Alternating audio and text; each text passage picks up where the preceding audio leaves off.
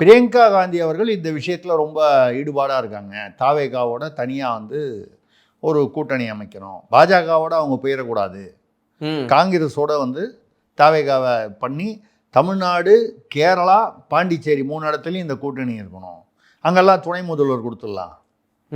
தமிழ்நாட்டில் ஒரு கால் இந்த கூட்டணி ஜெயித்தால் அத்தைக்கு மீசை முளைத்தால் விஜயை முதல்வர் ஆக்கிவிடலாம்.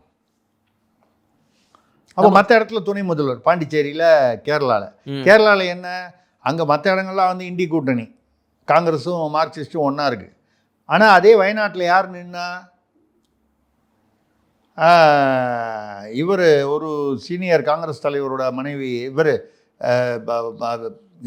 பேர் என்ன, கம்யூனிஸ்ட் தலைவர் டி ராஜாவுடைய மனைவி ஆனி ராஜாவோ என்னமோ, அவங்க நிற்கிறாங்க.